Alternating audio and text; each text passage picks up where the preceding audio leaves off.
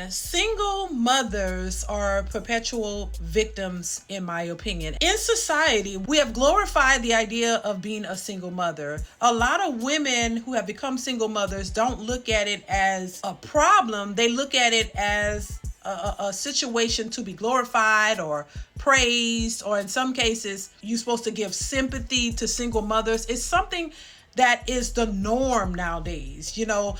Women who become single mothers don't look at it as a problem. A lot of them don't see it as a issue in their lives. They tend to think that just because they are single mothers, that people owe them something, that somebody's supposed to recognize them or treat them better for some reason. And I think a lot of women don't look at it as something that is a negative, like a negative on their record.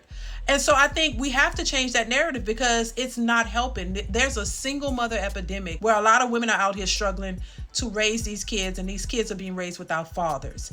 And that's a big problem. And I don't think a lot of people see it that way because they've been taught that, there's nothing wrong with being a single mom. And as a mom, you can take care of your child by yourself. You don't really need a man to do that.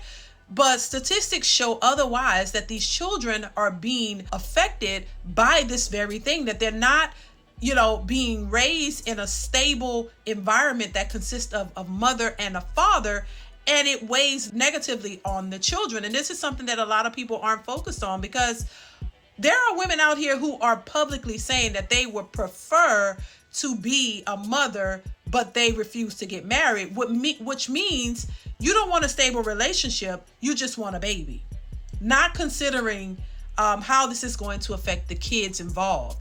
And as much as you want to believe that, my kids will do good in a single mother household because they have me and I teach them well and I make money, those kids still need fathers. And when they grow up without a father, it weighs negatively on their psyche. And this is something that a lot of these women don't pay attention to. You're not thinking about it because it's a selfish act, in my opinion. And I think as Black women specifically, we need to do better.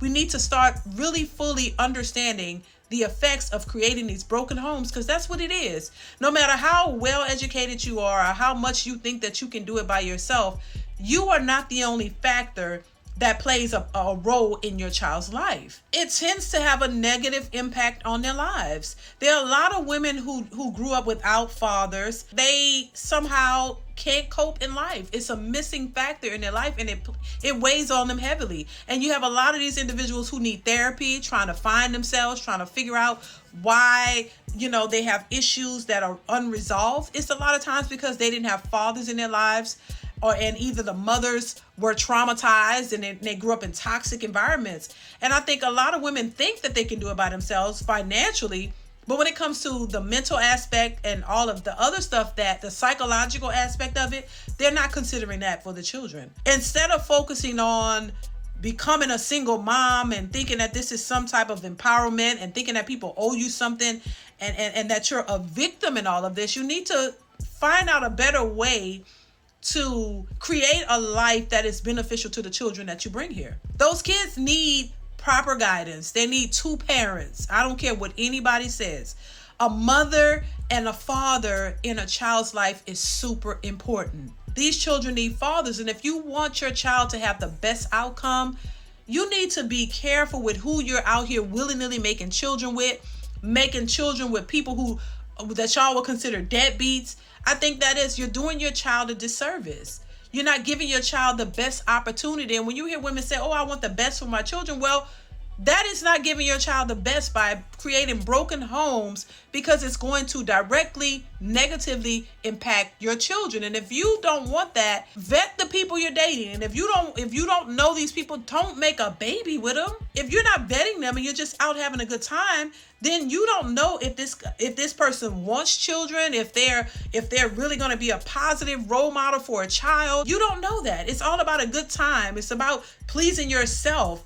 And then you bring a child here with people who weren't really ready for that, is going to negatively impact your child.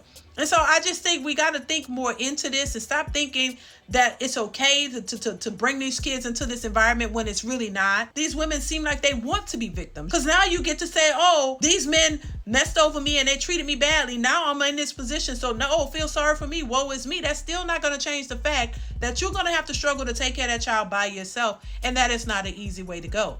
And your child is going to be affected by this in the end. So choose wisely. Don't put yourself in this position looking to be a victim because it doesn't benefit you. I'm just saying.